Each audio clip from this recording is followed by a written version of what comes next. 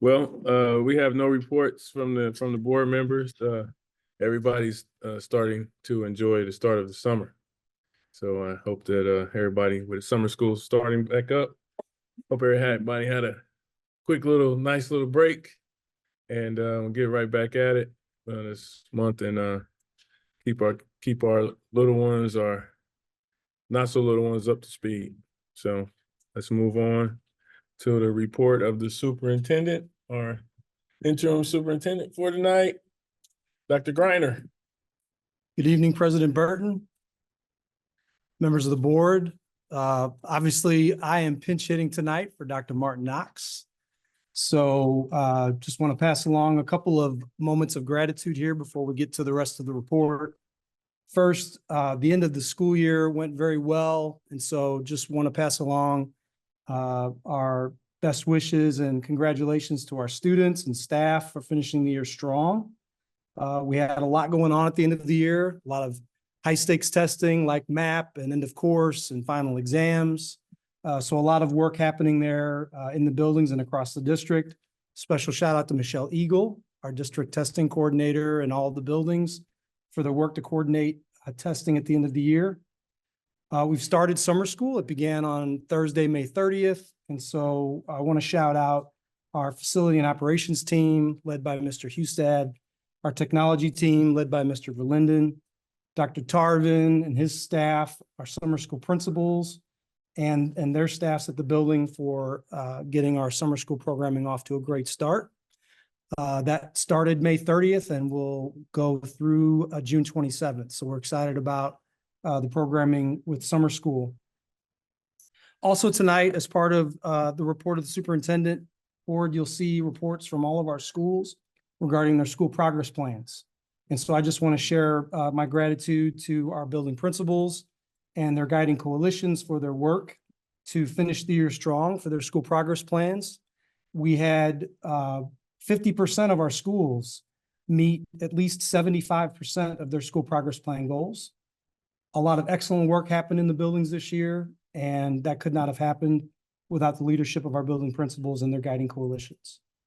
Also, I want to recognize Dr. Moore, Ms. Bassett, Mrs. Cusimano for their work as the district leadership team for supporting our principals and being very visible in the buildings to give them the support that buildings needed to finish the year strong.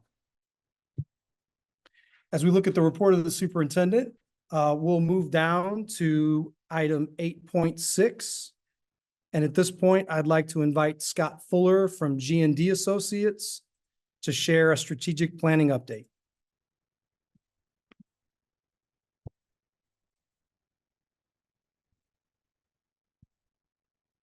Good evening. It's great to be back in Raytown. It was about a year ago that I was actually here supporting a team in putting together a strategic plan based on the vision that was developed in 2023. So what we wanted to do this evening is make sure you had an update about where we are with that and some next steps and recommendations for the work ahead. So I just want to start out with this view, which is just a reminder about what we mean when we talk about a vision and a strategic plan, because if they don't work together, really it's lip service. So as you know, there's a comprehensive vision that was put together using community input and a lot of conversations, a survey, and then your leadership team in the district that really paints a picture of where it is you're trying to go and who you want to be as a district. Now, the strategic plan is what puts action to that work. How are we going to make that happen over the next 3 to 5 years? So our work with you all has really been in 4 phases. The first phase, again, getting to know you. We had a lot of conversations. We actually came on just slightly before Dr. Martin Knox and Dr. Griner and several people in the district. So we had the opportunity to get to know the district and get to know you all as they did as well and get to know them. If you remember back, we also did a community survey, which we had quite a bit of input on. And then I was out here and did some community focus groups, talking to people, students and educators, community members, citizens without students in your district, just to get their input on what they saw the needs were for the district and how to better connect as a wider community. We're big believers that the school district is the hub of a community when done well. And so being inclusive of everybody in that community and constantly engaging them is really important. Then we went into vision development. Again, who is it you want to be? And then strategic plan development. And really what I want to focus on here is phase 4, which is implementation, which is what's been happening over the last year. And again, the first thing I want to talk about is the document itself and acknowledging the year 1 learning curve, as we call it. This strategic planning looks different than most you'll see in other districts. We recognize that, and it's actually what we hang our hat on. It's a combination of both. Okay, how are we going to get this done, but also project management. It's planning and project management. I think Dr. Greiner put it well today in our workshop where he talked about it's only a plan if you have some execution against it and you have the ability to be agile. And as you learn and grow as a district, make sure the plan learns and grows with you. So there is a learning curve with this. The thing I love about educators is they're ambitious and they're passionate and they're committed to getting a lot of work done. One of the biggest learning curves with any of our clients across the country, and we've been doing this for over 15 years now and across 30 states, is making sure we're working at our realistic capacity. So there's often in that first year, do we want to do all the things or do we want to do some things really well? And making sure we're adjusting through that. I have to say, and the people who have worked with me in this district fairly closely know this, that we don't provide lip service to anybody. We pride ourselves in having blunt and frank conversations with our clients because that's what you hire us to do. You don't need people to come in and tell you what you want to hear. It's what we view as needing to hear. So when I say this, I hope it comes with the gravity I mean it to come with. Your team in that year 1 learning curve is easily in the top 5% of clients we've worked with as far as their ability to work on that learning curve, adjust and learn a different system of really getting focused work done. So I can't speak highly enough about the people I've been able to work with. That's, across the district leadership team, Dr. Greiner's team, just their attitude and their work going into this. And the reason that's important is because they've really attended to this. This is that change model, the Nostra model we've had in front of you before, to say when we're planning, these elements need to be in place. And again, these are elements that your team has taken into account. And I think one of the biggest ones is that I'd like to focus in on is skills. So how are we upskilling not just the people in the organization, but ourselves, but also the community through communication and helping them understand the work we're doing. And then incentives. I know one of the things that people bring up often is dollars for an incentive. What we find big incentives to be is having success in work, feeling successful, feeling some flexibility, and being recognized for the hard work they're doing. And we got a little glimpse of that today. I was able to work with your team today, and we did a comprehensive review of year 1 of the plan, and we did some reflection. And you can tell on people's faces even, there's some, I wouldn't call it surprise, but some satisfaction in the fact that, wow, a year ago, I'm not sure we would have predicted we would have gotten so much done.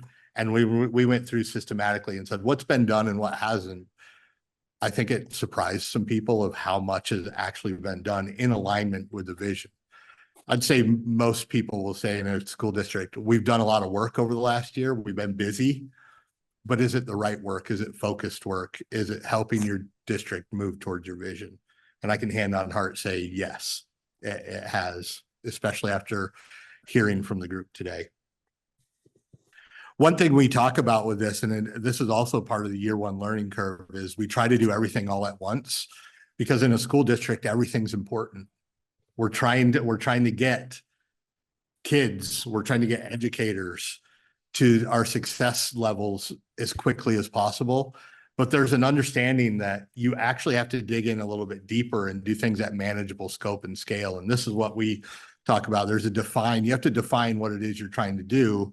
You have to incubate it. So you have to work with the most ready, willing, and able, and then you can expect it once you have some really good models. And that's, again, I've been wildly impressed with your group over the last year, because as they've reached out and shared their work and asked for input, this is the type of process they're going through, where they're really thinking about, well, let's test some things out. Let's see what it looks like in our classrooms.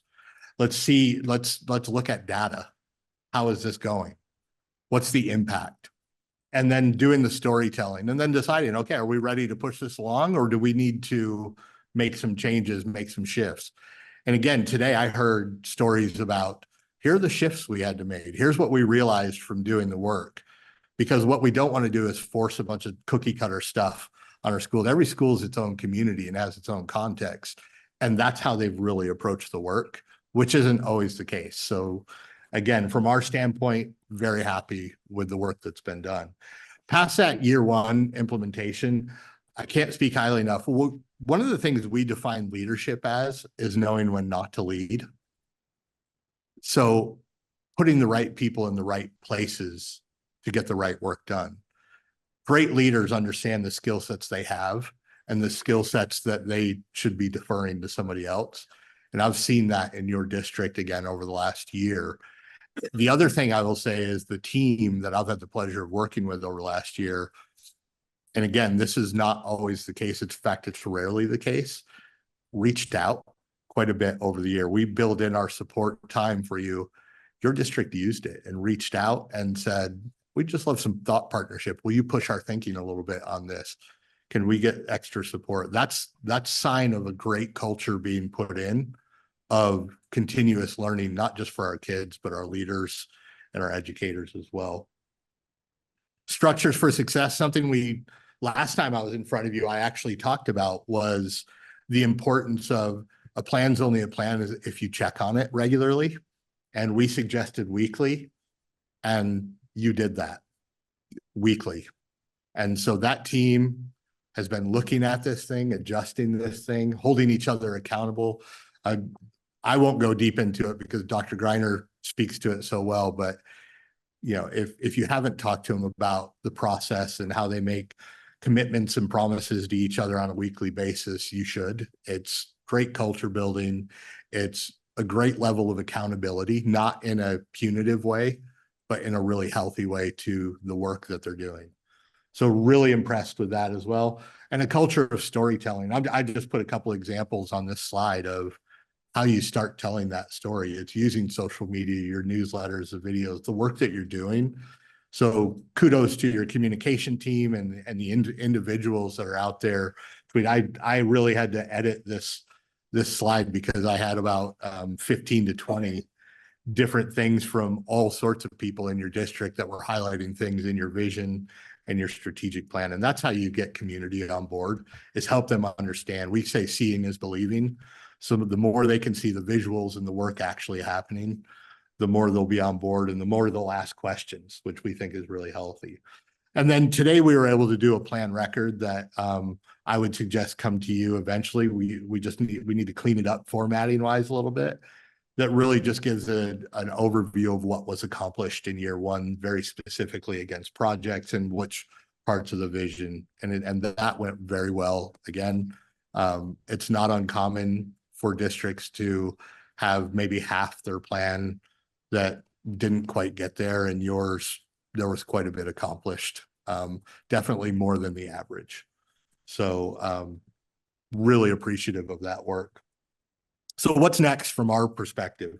Well, I'm here today, was a full day of reflection and starting to think forward and think about priorities based on what we know, based on data for your district and what the burning needs are, but also what are the passions and things that other people have told us are needed as well. So we're scoping that work out today and tomorrow to identify what are the projects coming up. And then implementation, you'll go into year 2 of implementation, very comfortable with the structures in place to make sure that gets done. Part of that learning curve, again, is there's a lot of aha moments on a day like today where they say, we didn't know what we didn't know a year ago, but now we get it. We've lived it. We've actually done the work. So we know how to streamline this and get it to a more efficient phase. And I've already heard from your team some of the ways they'll be doing that, which is exciting. Continued storytelling and engagement. I'd be remiss if I didn't say I think one of the most valuable things that we were able to do with your community was go talk to them, not through survey, but to actually sit down face to face and talk with people. And if I had one recommendation walking out of this, is that you continue to do that on a regular basis, not just in general or not when something's needed or there's some initiative coming up, but take bits out of that strategic plan, take bits out of that vision and go have focused conversations on individual topics with your students. Your students have a lot to say. I've always been impressed with them. Your educators, your families, and again, your community members without children in the district, because that's what's going to help bring it together and make sure those are two ways. You don't have to create a presentation. You just have to ask the right questions and then listen. So I would heavily encourage that, even for yourselves, if you have opportunities to go have coffee with the community and 1 or 2 of you at a time go out and just do some listening tours. That's usually the difference maker in all of this coming together in the subsequent years after year 1. School connections. So how do we more effectively connect the work of the district strategic plan with the building improvement work that's going on?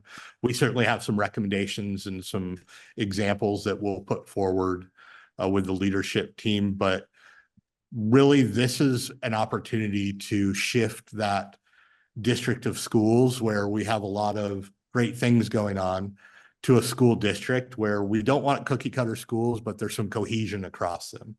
That's really important for your community and your educators and your students. And then finally, the portrait of an RQS learner. Wednesday, I had the opportunity a month or so ago to be in town and talk to a lot of employers in the district and some students in the district just about what skills and dispositions are needed for success outside of school. Really, what should we be looking towards? And we got some great data from local businesses and organizations in your area, and we'll be sharing some of that work on Wednesday. And that data that we got, we'll also share some national data so that that group can start to put together what are those skills needed in Raytown? What should we be focusing on, whether they're academic or non-academic skills? And then what do we do with work like that? So we'll be helping you develop that this month as well. And what that portrait of a learner really is the way it fits in is it's the outcomes of a vision. It's what does graduation ready mean in your district? The way I put it is this way. It's and you've probably just gone through this. When graduates walk across that stage at the end of their senior year. I want to get your tray. Are you doing okay? Yeah. You'll call I me? am doing okay. You So need something? Yes. when they walk across that stage and they get that You have handshake, water? what does that handshake mean? Because it really has to be your stamp of approval. What are we guaranteeing here? And what skills are we saying all of our graduates have? And that's what a great portrait of a learner will do. And it brings credibility to that handshake you give them. It gives credibility and weight to that diploma you hand them. And I can say, if you get ahead of that, you'll be ahead of much of the country on what a graduate actually means. And I think that's what's so important. Your community's excited about, the business community was wildly excited about the fact that you were engaging in that work. So I know, quick overview, happy to go into hours, but I get the sense, again, we're in summer mode.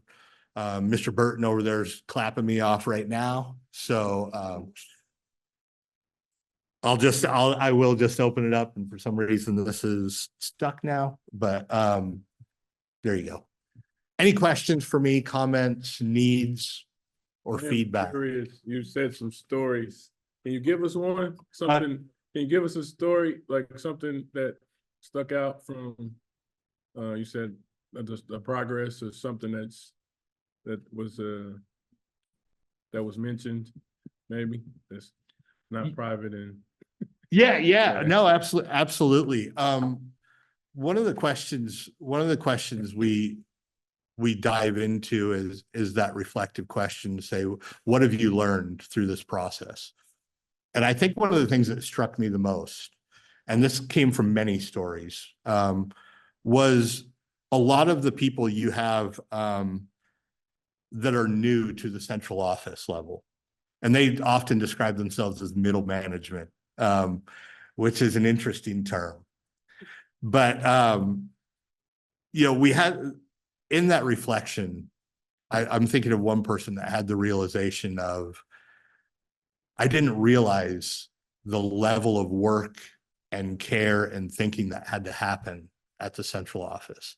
There's this perception sometimes in the community or at the school level or from people that aren't in the rooms all the time that, what do those people do? And they're just kind of sitting in office and they have all these things and maybe we should eliminate them. And it was a real aha moment for them to say, the work that went into this last year and the learning, this is the person talking, they talk about the learning that they went through to understand what it takes to actually be a successful district and to move work forward was eye-opening and built, and this is the part that hit me the most, it gave them a new sense of empathy for not only the work that happens at this level, inclusive of the board. I'm sure you all get the same thing. Well, what do they do, right? Your email boxes are probably full of lots of opinions and lots of things. But it gave them an empathy, not only for what happens at central office and the Board of Education and the executive leadership team, but it also gave them a new sense of empathy for what happens at the classroom and a realization that, we really need to do a better job of connecting all of this work and meeting people where they are and getting this done in a way that's going to make sense rather than making it feel sometimes like with all best intentions, but sometimes it can feel like top down, right? This is what we're going to do now. So to me, that's really impressive in a year of doing work to say, sometimes we need to go slow to go fast so people understand it and do it properly. And there was a real sense of that in the room today. All right, thank you. Any other? Natalie? Oh, okay. Let it go. Yep, no offense taken. Well, I'll just mention too, and this is a story about Scott. So Scott works with districts across the country, very busy guy. We had 37 strategic planning projects happening simultaneously in RQS last year. And all of us reached out to Scott for support, questions, and without fail, Scott was always responsive to us. And we really appreciate his support. So thank you, Scott, for your leadership, and our partnership with G&D has been fantastic. And we thank you for your time with us, and we're certainly better off having had the opportunity to get to know you and benefit from your leadership. So thank you.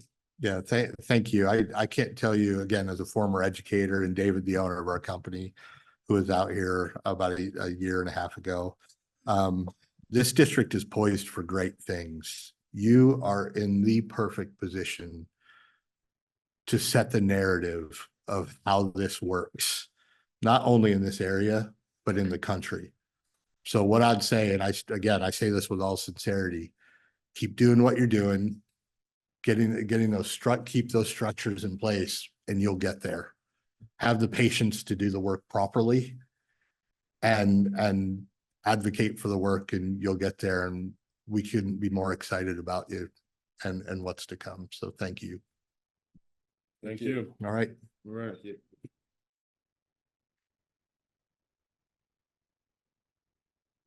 We'll transition to item 8.7. I'd like to invite Dr. Tarvin to talk to us about summer school.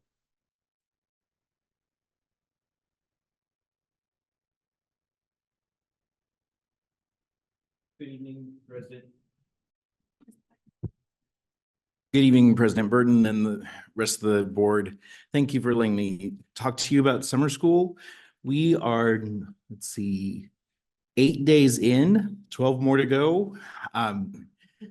Kids are doing lots of fun stuff from kindergarten all the way through high school. We have lots of field trips going already. I see third graders from several schools have gone to the Money Museum. That's a new field trip for us this year at the Federal Reserve Bank. We've had kids go to the Beanstalk Garden. In second grade, first graders are going to Kaleidoscope. And we have our first fourth and fifth grade trip to BizTown with Junior Achievement this Thursday. So lots of great experiences offsite for our elementary students this year. We also are bringing the Zoomobile on site to our elementaries. Our kindergartners and some of our first and second graders will see that. And Kansas City Waterworks has a session for our third through fifth graders. So we have lots of good learning that kids get to experience that they might not get to during the regular school year. Something that is exciting for our high school kids are the programs through Herndon. We have Girls in Construction, and that's a partnership with Garney Construction. They've provided a lot of materials for those girls.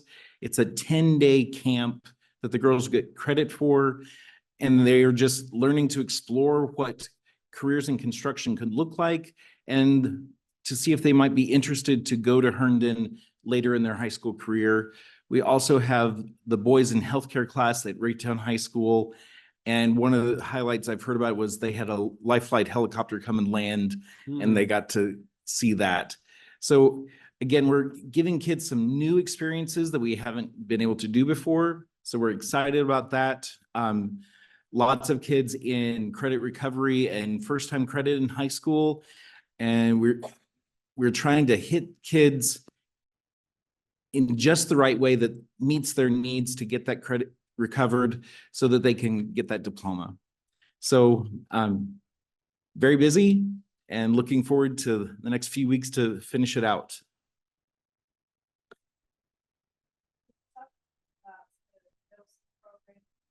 So middle school has STEM, like we have kindergarten through eighth grade. It's the same programs that we did last year. They have drama, they have history, science, history, math, ELA, PE, and then a summer success hour that's kind of an intervention hour that has taken different shape every year.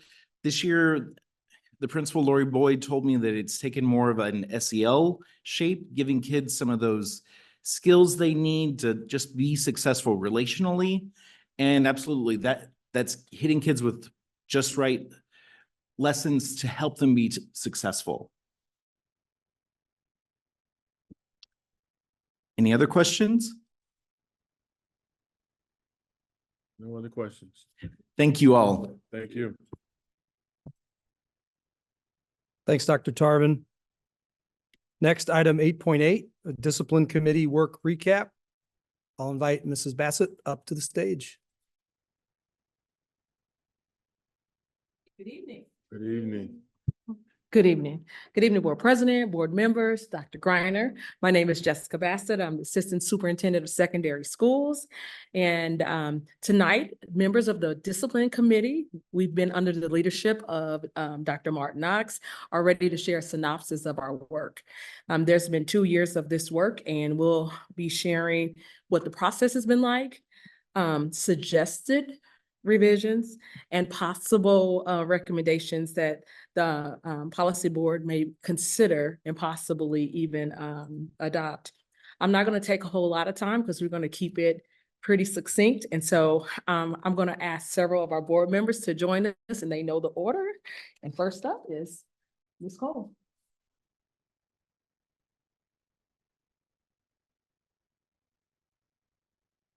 Good evening. Good evening.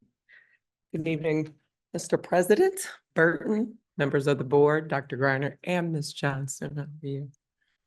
I'm going to speak tonight with the rationale and purpose that you see on the board of how our whole committee came about. The discipline committee was designed to ensure that policies and procedures tell students and families about our district's values and our commitment to keeping all students safe in school. Number two, policies and procedures of school and district leaders influence school climate, how school staff members interact with students, the teachers, classroom management practices. Number three, policies and procedures also set the stage for how our district and/or school approaches school discipline. The purpose of our committee, the discipline committee, is to review and discuss how to, number one, shift from a zero tolerance approach to one that's focused on prevention and on keeping students in school. Number two, revise the district level school discipline policy to promote better outcomes for students, educators, and schools. And number three, provide schools a district-wide model to review their school and district's discipline policies and to plan any necessary revisions. Any questions?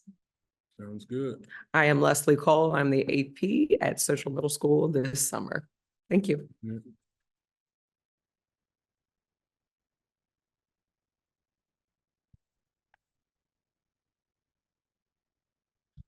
Good evening, Board President, Mr. Burton. Good evening, members. Good evening, Dr. Greiner. Good to see you. My name is Samantha Strabel. I'm Assistant Principal at Raytown South High School. I am quickly here to just share and highlight the members of our discipline committee. I think this was intentional on Dr. Martin Knox's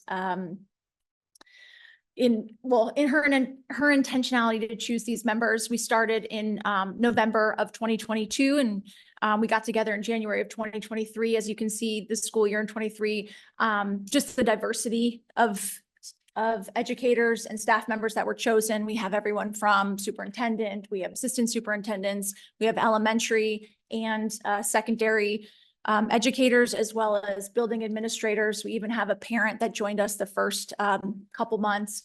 And then as you can see, we've had a few members leave for whatever reason. And so going into 2024, those that did leave the group, we were able to fill those gaps with some other members that we had recognized as wanting to be part of this change process. So that is just a list of our members. Thank you.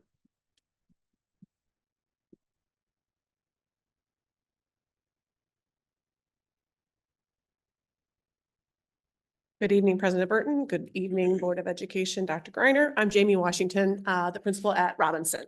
I'm going to talk a little bit about the process. And like they mentioned, the first few months, probably the first year we spent, we read a book, Discipline with Dignity. We read articles about school discipline and OSS disparity among different groups. We talked a lot about relational discipline and the importance of developing positive culture within school and also within classrooms. We talked about the post-pandemic state of affairs and, the products of that those COVID years, and then MTSS as it relates to behavior, and kind of we started laying the groundwork. So that was kind of the first year. In the second year, I'm down to the third bullet. We also reviewed our current discipline handbook and then also looked at other districts' exemplars and kind of that helped us kind of see what other districts had. I should have mentioned that. And then we, as a group, we discussed having 4 tiers. And those 4 tiers, thinking of consequences, not so much just as punitive responses, but also what are we going to do to re-engage the students back into the school community and the school environment. And so those matrix levels are 1 through 5, going from, a teacher sees something in the classroom and the teacher handles it, all the way to like a level 5, which would be an out-of-school long-term suspension, Safe Schools Act. And so linked there are the matrix levels that we discussed. We then spent, many, many meetings aligning offenses and consequences across all 3 levels, elementary, middle, and high, because it does look obviously different at each level. And so we had discussions about would each infraction be potentially a level 1, 2, 3, or 4, and those are all linked there.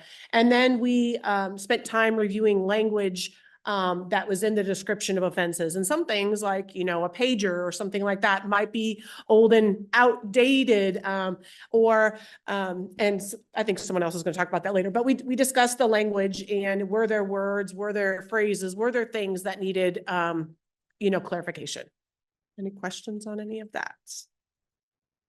Anything else, team? Okay. Oh, thank you for that. Mhm. With the engagement, utilizing the administrators and the teachers, was there any discussion about student feedback when it comes to how they view discipline or how they got to see some of the words and language change, which I appreciate. Were there any student feedback, or were they engaged in any part of this process to kind of, you know, more well-rounded picture? I would say not. And you, if you want to say, go ahead. Not, let me sit down. Not as a part of our meeting, but one of the things that Dr. Martin Knox always has is that time with students. And she generally would bring back that feedback. So she would run it in a more private, intimate kind of conversation to make sure that we were able to really get some honest answers rather than them sitting in front of their administrator trying to tell us what that's like. And so through that process of building those relationships, we were able to get some really quality feedback about what they felt about some of the wording and things that were a part of that. Yeah, we're up next. Thanks. Here you get the hot seat. Oh my gosh, thanks. You're the middle manager, so. No, I'm a leader. Just for a little bit. Yeah, Good just evening, for- President Burton, members of the board, Dr. Griner, Andrew McCarthy, proud principal at Raytown High School. Hi, good evening, President Burton, board members, Dr. Griner, Michelle Eagle, Director of Assessment, Family Support and Assessment for 13 more days. I heard you coming back. So we're going to talk about some examples of what our committee has worked on and provide there was some shift in language. So we have changed the discipline handbook to a code of conduct. We've gone through some of that work and shifted some of the language out of there, which was mentioned prior. And then I'll also mention again here as well. Some criminal language from the processes. So a probational return of a student to a conditional return when they're returning to us. A re-entry conference has been changed to a re-engagement conference. So changing some of that language that we're using in our everyday repertoire of language. Also some law languages. So things of third and fourth degree that were written in the discipline handbook and striking some of those are policy changes that we will bring to you. Because we don't determine what third and fourth degree is. We can determine what an assault is based on the language that we have. The law enforcement agency is the one that decides, is it third degree, fourth degree, first or second?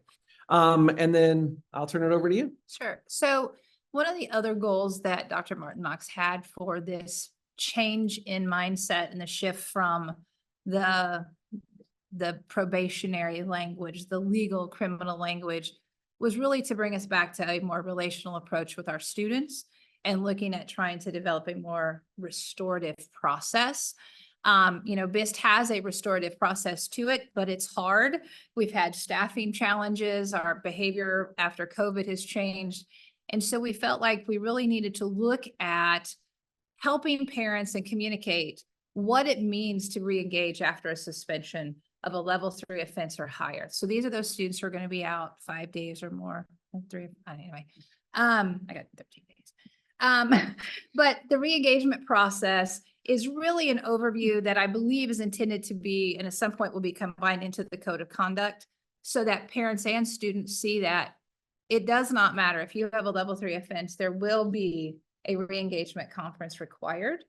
And so we wanted to put some tools in the hands of our building administrators and counselors and social workers, as well as to front load students and parents. And so we created three documents that will serve as a support to this process.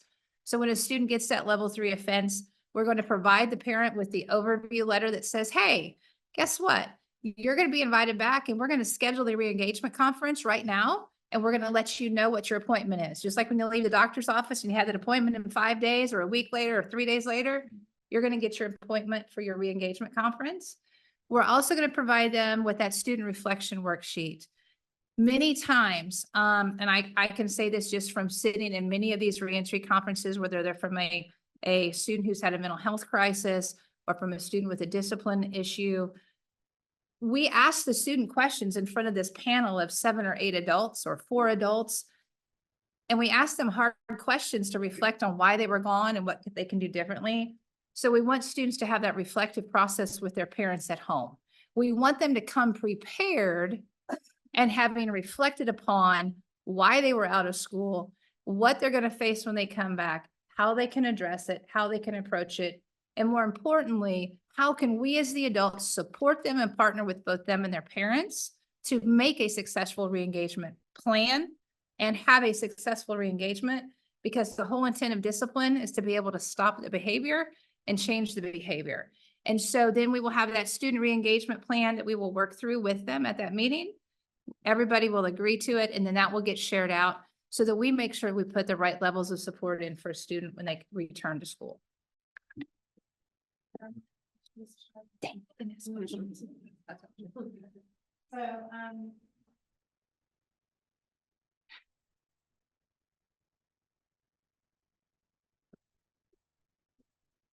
This is not supposed to be challenging. Okay. So I think that sounds incredible. Just talk me through how you go about re-engagement with some parents that are challenging to reach, because I know that's like our hurdle and sometimes getting people to show up, to be there. So what does that process look like if they're difficult to connect with, to engage with? I think that goes along with anything that we do when we have a student who struggles to connect with us. We have to be consistent. We have to make sure that we're communicating with them on a regular basis. That's the intent of front loading them with what the expectations are and being very clear with those expectations that this is what we're going to do. We're not doing this to your child. We're doing this for your child. We want them to get an education. We want them to reengage. So it's going to be phone calls. And hopefully, as we do that, if we know that they're a difficult parent and they struggle to reengage, then what we hope should happen is, we know that, I know it, I've picked up a phone call. You call a parent, hey, want to remind you of your meeting tomorrow. Do you have any challenges? Do you have any questions? Is your student ready to go? I think that communication to let them know that we truly do want to reengage with their child and we want to be engaged with them as parents as well. Mr. President, thank you all for your work with this. I have a question with the student re-engagement in the process, and I hear about the administrators and their part in the process. My question is concerning the teachers. How are they a part of the re-engagement process when it comes to that student? Because oftentimes the student may have the issue or the teacher with the student. How is the teacher then involved in that re-engagement process? Sure. What we hope to do is have a parent or a teacher or two that may be a champion for that student in that re-engagement meeting, and then identify that one adult that can be that trusted adult for that student that can partner with them. Oftentimes when I was a counselor in a building, we had a student would come back, they were struggling with a teacher. That's where I would work with the student. I would also work with the teacher and hopefully get to a point where both the student and the teacher can meet in my office and we could have a conversation to be able to move and come up with a plan and kind of mediate the issue, set expectations and move forward through that. And I think that's where that plan, as we go through check-ins, we set up those things. How's it going? What can we do? And also front loading those teachers. Here's the plan, having that communication with them. This is the plan. This is what we're going to expect. And if I'm a building principal, or if I'm the counselor or social working with it, and I know that teacher may struggle with some of the things in the plan, you sit down and have a conversation with them, say, here's what we need. Now, what can I do to support you in supporting this student? Thank you. All right, Mr. President, I think this sounds incredible. I'm more curious just to hear more about it, of what the sustainability of that might look like with teacher shortages and changeovers, and being able to kind of, I hate to say, but like tracking that, because if they're going to be the champion for the student, being able to have like the level of consistency and just making sure it's sustainable with teachers, since they're tasked with doing so much. So I think it sounds very promising. I'm very interested in knowing what that development looks like to incorporate that teacher input and making it a process that that is continuous. Mhm. And I know that there's gonna be some bumps, you know, on the road Absolutely. anytime you try to do something new, so. Yeah, thank and you. absolutely. And again, this is going to be revisited and there's going to be data taken on it and there's going to be conversations, I'm sure, as the discipline committee continues next year, I would assume, to look at things on a regular basis and just kind of see how is it going, what kind of feedback and how can we make improvements and make adjustments where we need to. You mentioned,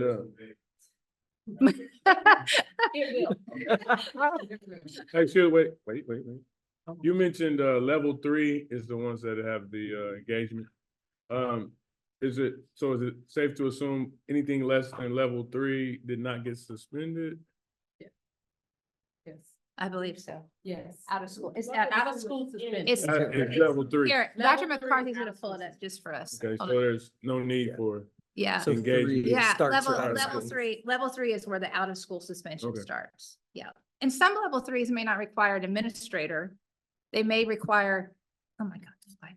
I tried to kill it. I know, a counselor or a social worker, perhaps to facilitate that. Mm. It may be a mental health crisis that student's coming back from. It could have been a medical issue that student is coming back from. And so it's not always going to be related to suspension. But it's really, and what I appreciate about this is that it's not just for suspension, but it's for those students who have been disengaged from school for some reason so that we can re-engage them and everybody gets on the same same page. Yeah, that's, I'll start. all right, you can go. We're good. Thanks. Grab my purse and go. Just to, finally, I just wanted to just share an example of some of the work that we've done, what it actually will look like. And you can see that we didn't take anything out, but we may have struck through a couple of things and added a few words here and there. And I even gave the example at the bottom. One of the gaps that we've seen as administrators is that we had and fighting as a description, as an offense, but we never really had anything in there in our code of conduct that address inciting a fight, the things that lead up to it and addressing it before it becomes that. And so these are some of the examples of the type of work that the committee has gone through to really clarify and meet the needs of where we're at right now. So that is the end of this presentation. If there aren't any other questions, I'm going to turn it back over to you. Any other questions? No other questions. All right. Thank you. Thank you, Jessica. Finally, I'd like to invite up Mrs. Vernon to discuss with the board a financial update and preliminary 24-25 budget. Good evening, Jackie. No, not yet. Yeah, there- Okay. Good evening, President Burton, Vice President Newton, Dr. Greiner, members of the board. This is the most riveting part of the night, so we'll get started right away. I'm sure you're all thrilled to hear the numbers. We're going to look a little bit at the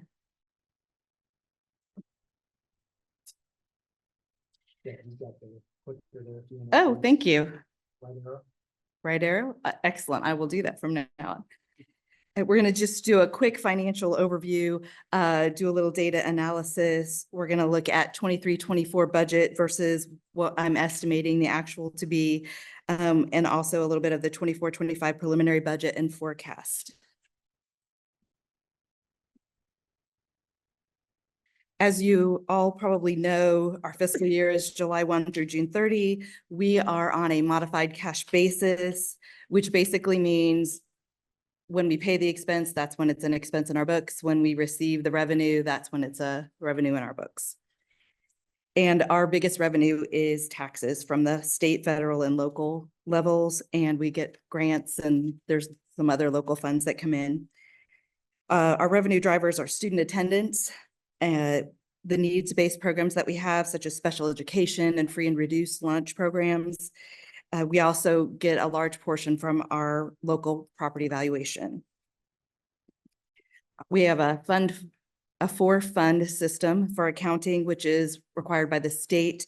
It's the general, teachers fund, debt service, and capital, and all of those are, the money is spent on very specific reasons. So our ADA, we're estimating to end 23-24 just a little bit under where we did last year. Some of that is enrollment. And at this point, we don't have strong numbers for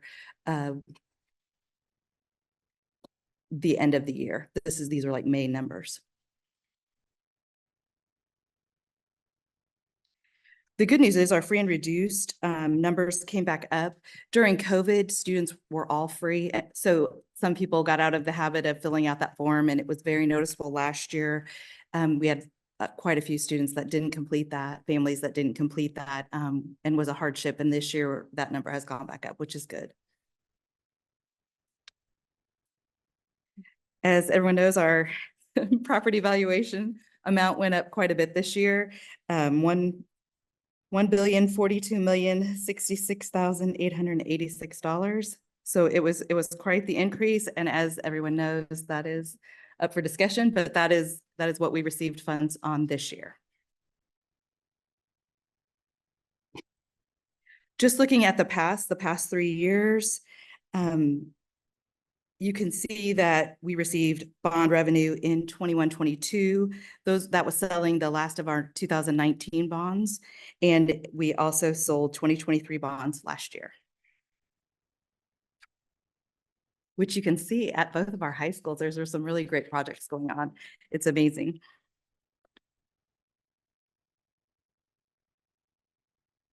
In looking at our expenditures, we ended last year with fund balances of $92,971,005. And that is a lot of that was bond related, why it was so high. Looking at our estimated revenues for the year, locals coming in about 49%, county at 1%, state at 27%, federal at 11%, and other at 12%. The other includes like tuition from other districts, and also it's the revenue from the refunding bonds. That went into a Fund 3 instead of a Fund 4 because it wasn't used on projects. It was used to pay off a prior bond.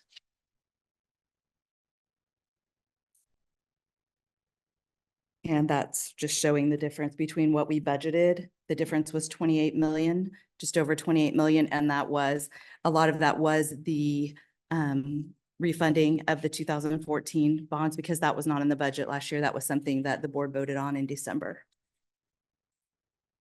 We also did not know that our assessed valuation was going to go up to quite that level when we budgeted last spring. So that was the other big difference.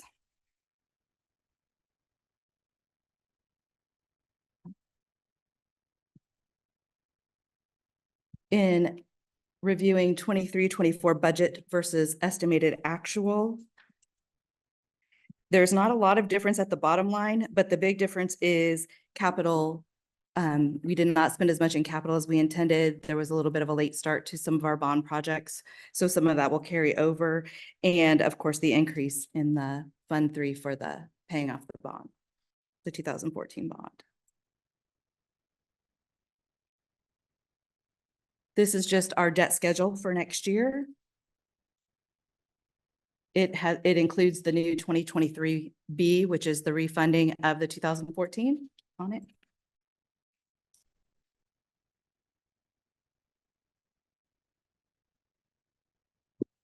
This is the revenues for the preliminary budget for the 24-25 budget. As you can see, there's quite a decrease. The main reasons are we have a lowered state revenue because we have to go back to our regular ADA. We've been able to use 2020's ADA for the past several years during COVID, but that is no longer. We also, you can see the difference. One of the big differences is because of those refunded bonds, we will not receive that revenue again for this year. And I'm counting on a slightly lowered assessed valuation. This usually happens after a big assessment year. A lot of people protest their taxes, so it usually drops a little bit, plus it's a non-reassessment year. So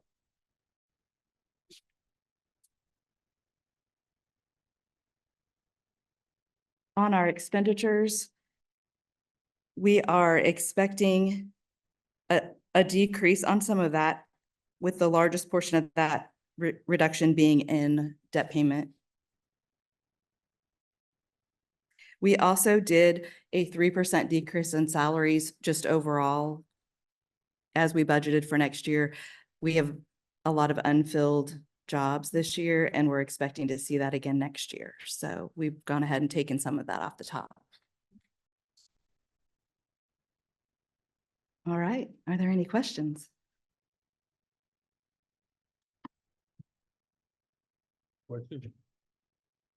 Jackie, you just mentioned something about refunding. Would it be right to say it's kind of like refinancing some of our debt at a lower interest rate? to save us Correct. Money, right? Correct. It is good for the district. We were able to get lower interest and we will be, yes. Okay. Yes. All right, thank you. Thank you. Thank you, Jackie. That completes the report of the superintendent. All right. Man, good job.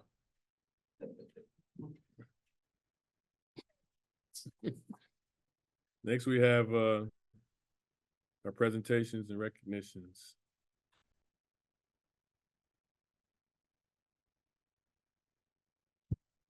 Good evening, President Burton, Board of Education, Dr. Griner.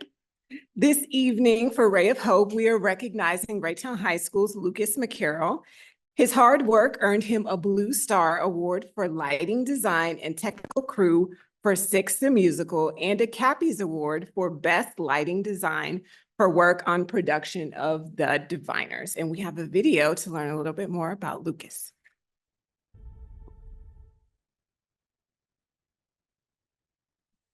What do you think it means to be a ray of hope? Just, I guess, being a good kid, showing what Raytown represents. The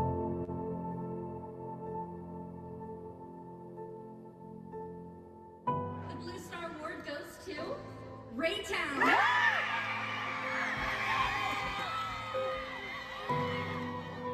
So the story of Lucas is really interesting.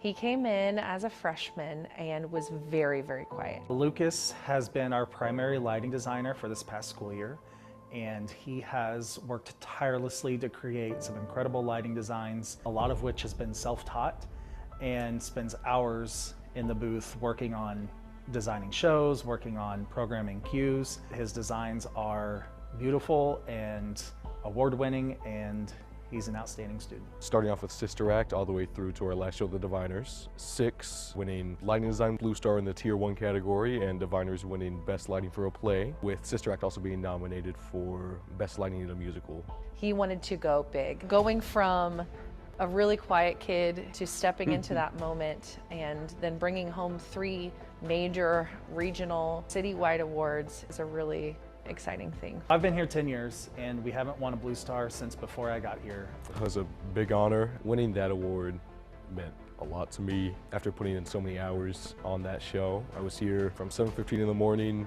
to sometimes 9 o'clock at night programming for those musical numbers. There were over 1,600 light cues, and because Lucas is a musician, he was able to do a really good job of syncing up the lights with the music. And not only did he design the lights, but he also ran the light board during the show. Lucas is a ray of hope because he sets an example of good work ethic, what it means to see a project from beginning to end, all while being a kind human and someone who's excited about helping and giving back to his peers. Lucas is kind, he is smart, he's detail-oriented, and he's also a good role model for underclassmen. Which comes along with an amazing sense of humor and just a joy of a person to be around. I just think it's fun to be in theater. I've just found lighting really fun, very welcoming with leaders. Miss Colster is very committed to these kids and is a great director behind the scenes. Our music director, Mr. Colster, and Kayla McCarroll, also very committed to these kids. They really help us do our best.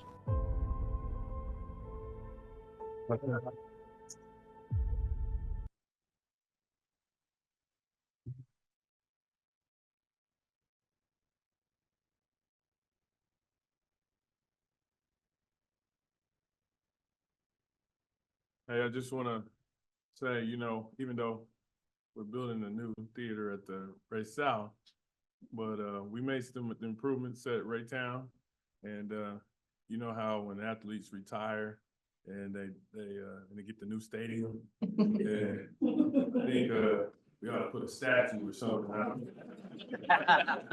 of the view. You're doing a lot of hard work.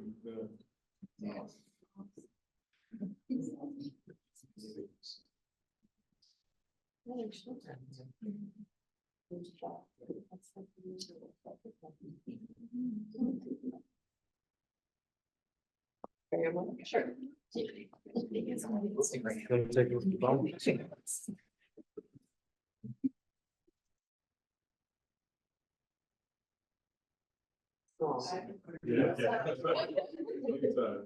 Yeah.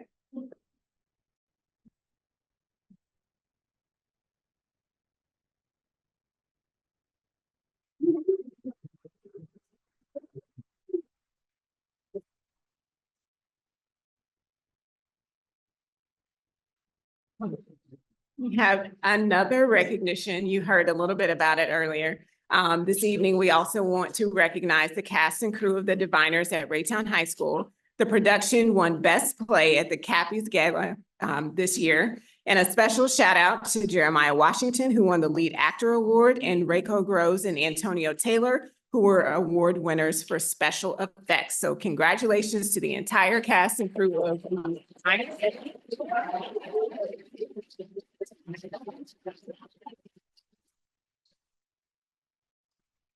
And I think a few of them are here this evening, so we'd love for you to come up and take a photo. And I think I saw Mr. Colster sneak in with the awards.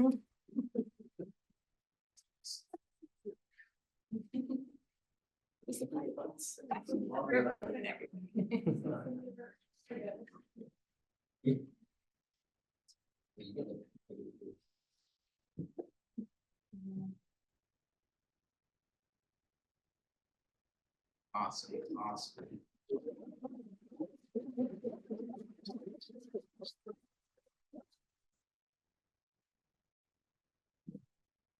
Mr. President. Mr. President. So first, I mean, how does the McCarroll family have so much talent? And how is that even possible? It's the Lord, Mr. It's Jesus. Lucas, what are your plans for after school? Oh. He got a couple scholarship offers for his design, so he's definitely looking at lighting design as a career potentially. And the other two, you guys have any plans? I plan on coming back to Raytown to teach.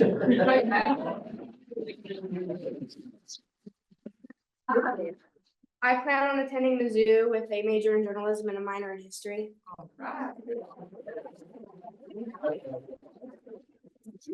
Teach theater if it wasn't off. Mr. Colster, is the 19 nominees, is that a record for Ray High? I don't think it's a record, but it's close. I think we've had somewhere around 20, 21 in the past, so still a great year. Absolutely. Yeah. Kudos to you and your program, the kids. Yeah. All the productions are fantastic, first rate. Lucas, congratulations. Very proud of you. Thank you. Next, we have the public comment period. Actually, but there's no one signed up to make public comment. So we'll move on to our next item.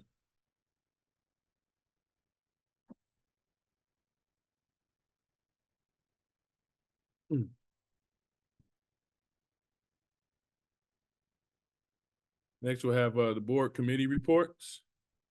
We just got finance report. Do you have anything else? No other report. All right. Policy review committee. Ms. Bobby, are you there? Policy review committee's meeting tonight. We have no report from capital improvement committee. There is a,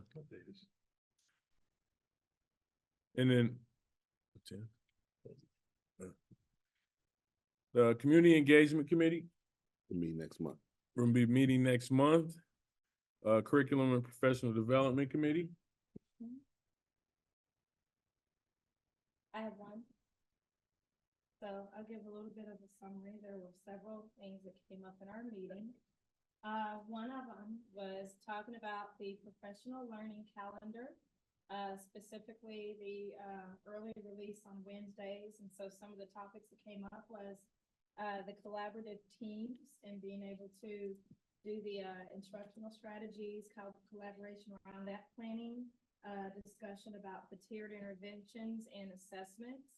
And then also looking at our focus with SEL curriculum using everyday speech. And this is an explicit way to really help teachers look at like root issues of some of the student behaviors. And so there'll be training on this for the teachers. Continuing the work with Trauma Smart. High school teachers are in the learning phase on this. And then for the lower level grades, it's going to be refresher modules that will be provided. We also talked about horizontal professional learning and having those professional learning plans. Looking at tier 1 instruction, which is instruction for everyone, and being really explicit and intentional on everybody getting like the tools to be able to be highly effective with the tier 1. The hope is to be able to reduce some of the tier 2 and 3 if everybody gets that intentional instruction with the tier 1. And just kind of to cap off, we talked a little bit about the work of the Equity Council. And then this team has that priority work around response for intervention and talked about SEL needs. And then again, going back to the tier 1, 2, and 3. Something new is the site intervention teams that each building is going to have. And we're going to be addressing 3 different things. So the 3 big ones are the achievement, attendance, and behavior. And so this is something very intentional because in the past, I think maybe some of those things they haven't come together quite in the same way, so it won't be siloed. And it's just a way of kind of having that problem-solving team. Some other supports, having a new position with the MTSS coordinator. Looking at those multi-tiered systems of support. And then really with the equity work, the focus is on dignity and belonging so that everybody, staff, students, our families really feel that. So that's going to be some intentional work there. And we have a leadership retreat, which is called did I get this right? Raytona Beach. For Raytona Beach. And about 180 staff will be at the Kauffman Center to engage in some of that strategic work with those teams there. And our next meeting is going to be September 2024. Did I read anything else? I don't think so.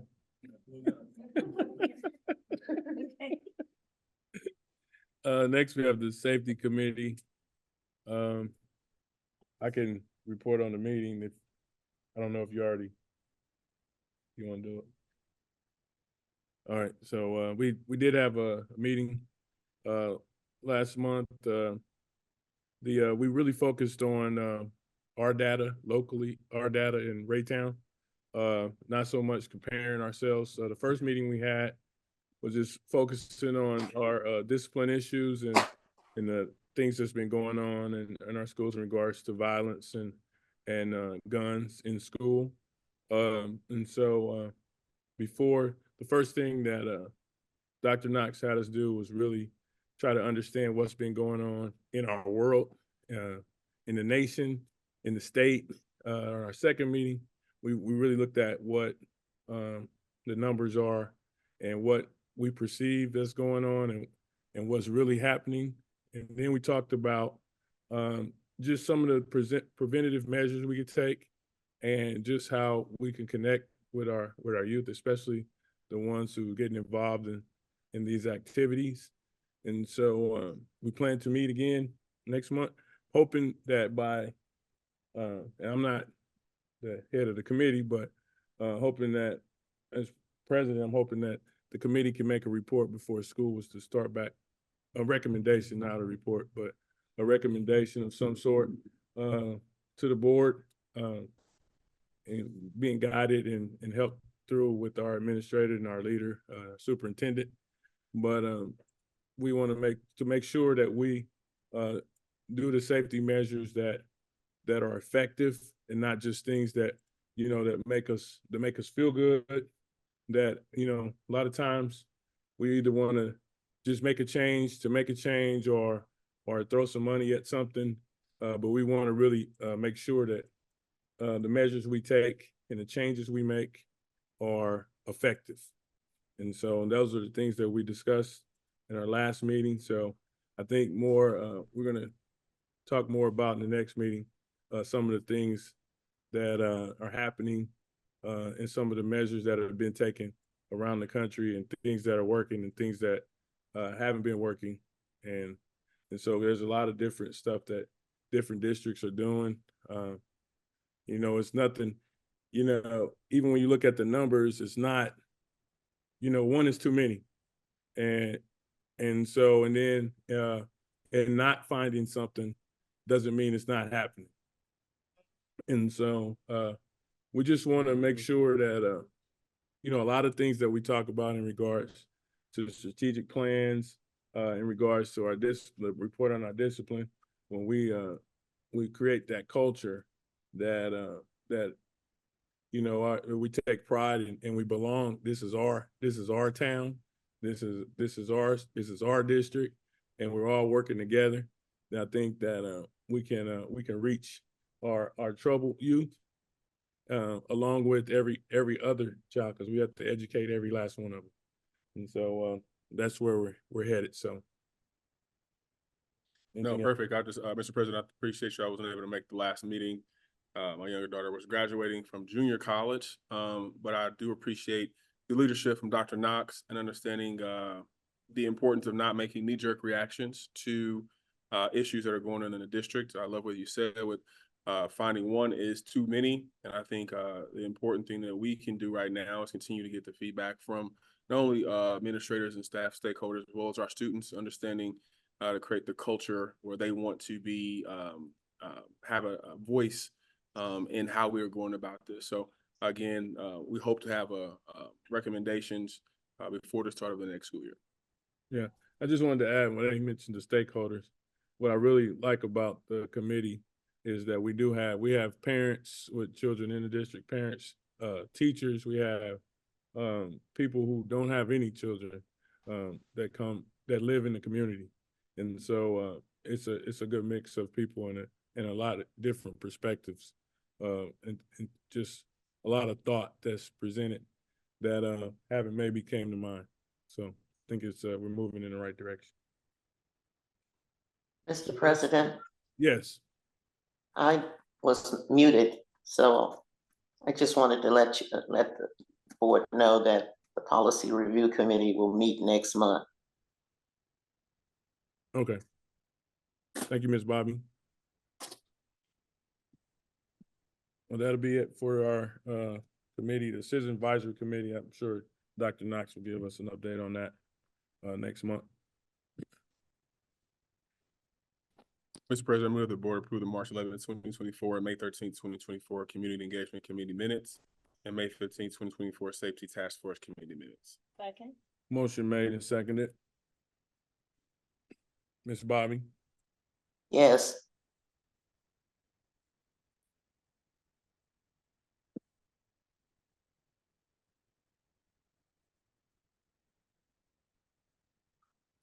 Motion passes.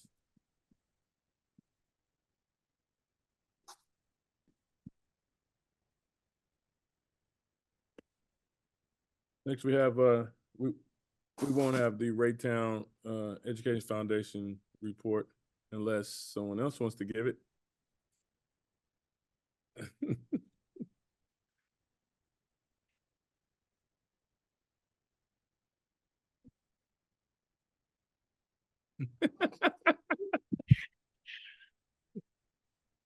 President Burton, board members, Dr. Greiner, thank you very much for letting me do this. I know Dr. Douglas is out on sick leave right now. It's been a busy time for the foundation. We have 2 new trustees Doretta Goolsby, and Donna Denny. Doretta taught for us for like 2 years. She's an attorney now. Donna Denny doesn't have a day to retire because I scooped her up as soon as I could. We also have 4 retiring trustees who collectively gave us 41 years of service. Those folks are Lindsay Harkio, Jordan Lauer, Renee Perty, Debbie Summer, and Vicky Turnbow. I couldn't convince her. Our new officers for next year are Kim Snyder as president. Laretha Hayden will continue as vice president. Mary Euler will continue as treasurer, and our new secretary is Jennifer Crosby. One of our most exciting things, and I hope you got to see the video, was our teaching and learning grants for next year. We received a very generous grant from the Soul Family Foundation out of Colorado. So we were able to double our teaching and learning grant budget from $15,000 to $30,000. So it was a pretty exciting day. Again, I hope you had an opportunity to see the video. The grants for next year total 27,786. So we left a little wiggle room in there in case there's some new program that might need something. Graduating senior scholarships for the class of 2024. We awarded 58 scholarships to 34 students, totaling $63,200 for the class of 2024. 3 seniors received scholarships that are renewable for an additional 3 years, thus making the total award amount for the class of 2024 $108,200. Our scholarship recipients and donors attended our scholarship reception in May. The purpose of this reception is really multi-generational, where the donors get to meet those young recipients, and they're always a breath of fresh air and give us a promise of what's to come in our future. I did not include the video, but thanks to the Soul Family Foundation, we were also able to provide our elementary schools with inflatables for the last day of school or their field day or that kind of thing. And I'll be glad to send that to you because there's some fun things going around, including adults. Today was our last day of laptop distribution. The district kindly donates those to REF, and then we're able to give them to the kids. We gave away 187 laptops, and many of those students, it was a variety. Students going to the military, students starting college, other students with job, and this is just going to be their computer until they think they need another one. So that's all I have. Any questions from you all? We've been busy. Thank you. Appreciate it. Next, move to unfinished business. Motion for policies. Mr. President, I move that the Board of Education approve policies GBEDA as drug-free workplace, GBEDB, employee alcohol and drug testing, GFCH, student alcohol and drug use, GFCI, student alcohol and drug testing, district performs random testing, drug testing, JFG, searches of students, JGR1, student discipline, JHCB, administration and medications to students, and KK visitors to district property events. Motion made and seconded. Ms. Bobby? Yes.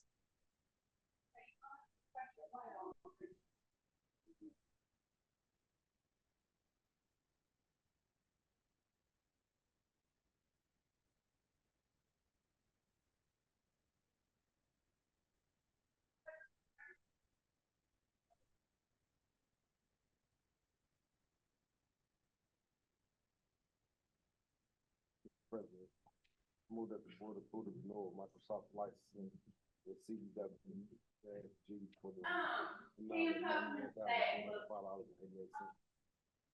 Okay. Motion made and seconded.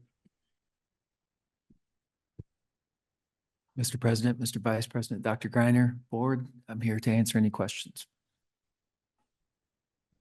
Question? Quite well, sir. Right. I don't think we have any questions on this one. Ms. Bobby, No, on the vote. yes, Okay.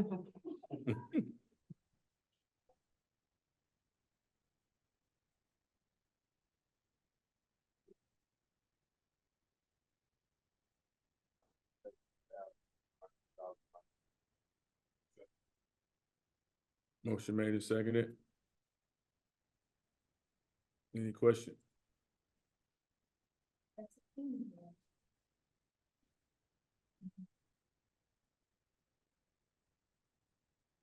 Ms. Bobby, yes,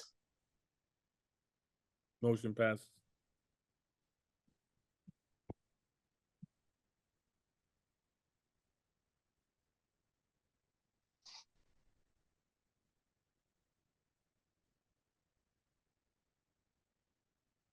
Next, we have the high school yearbook contract proposal.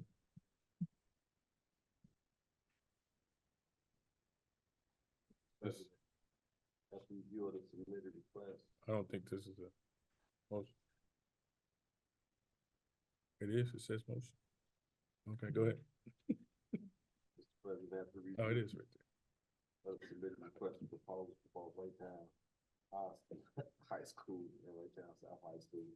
Is a recommendation of the award while for the yearbooks. The agreement to produce the 2024-2025 yearbooks for both Raytown High and South High. Recommendations based on the quality and ease of the online program service, product quality, and customer service. Agreement from you. Just checking on you. How are you doing? You just. Second.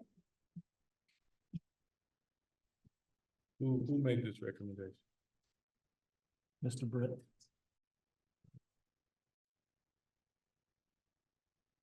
All right. Any questions? All right, let's vote.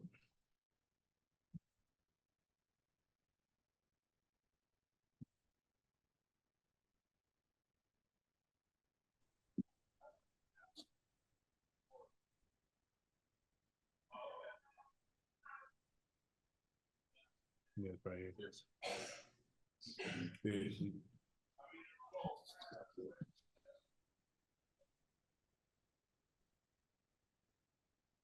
Ms. Bobby, sorry. yes, Motion passed.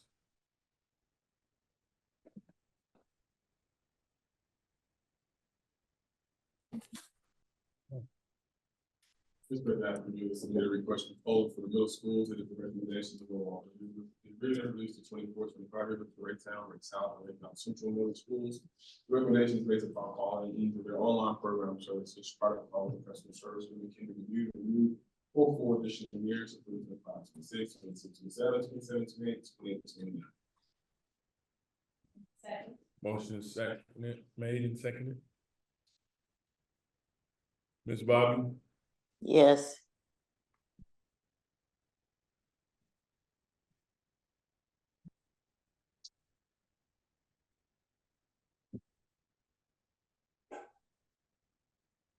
can we get some new photos of the board members?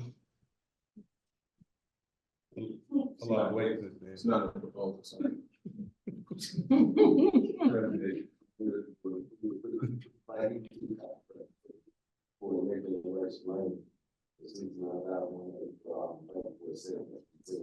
Second. Motion made and seconded. Ms. Bobby, yes,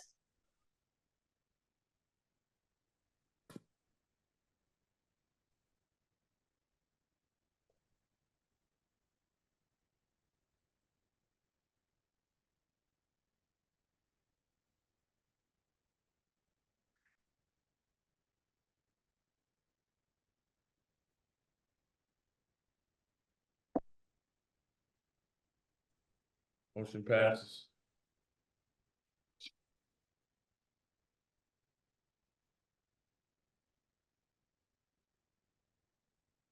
Contracted transportation stop support. So the recommended rates out to the screening and instruction for the embedded position to support preparation for the 2020 school year and to placement full-time candidates. Motion made and seconded. Ms. Bobby. Yes.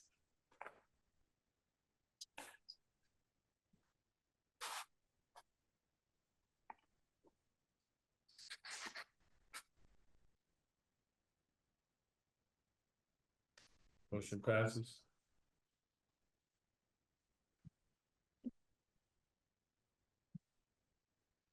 Mr. President, move the board approve the June 10, 2024 consent agenda as presented. Motion made and seconded. I'd like to read the donations for this month. We had a donation of a bike to Eastwood Hills Elementary School from Raytown Reap. A donation of $50 gift card from Hy-Vee to Southwood Elementary School. A donation of $2,983.42 in gift cards for staff and student supplies from Office Depot, Lee Summit to Southwood Elementary School. A donation of cookies, sprinkles, and cakes worth $300.95 from Price Chopper to Southwood Elementary School. Rick, you could go there and check that out. Donation of vanilla ice cream worth $350 from Belfani Ice Cream and Dairy Foods Company to Southwood Elementary. Thank you all for the donations. We greatly appreciate it, and I know our kiddos do too, and as well as our staff. We really appreciate the support we get from our community. Thank you. Mr. President. Mr. Morton, I would like to know why we weren't told about the ice cream beforehand. No, Mr. Ford, Mr. Watson, and Mr. I don't know that it doesn't say that they actually already did it. Did they? Definitely wasn't approved. Thank you. Definitely. Yeah. Mr. Griner looked like he might have a problem with Dr. Griner. Right. He's like, I think he knows something. Dr. Griner and well. Mhm. Motion passes. Miss Bobby, sorry, even though it passed. Yes. Miss Bobby, Yes. thank you. I'm in trouble. Mr. President, I move that the board adjourn the regular Board of Education meeting at 8:01 p.m. Any discussion? Miss Bobby, Yes. meeting adjourned.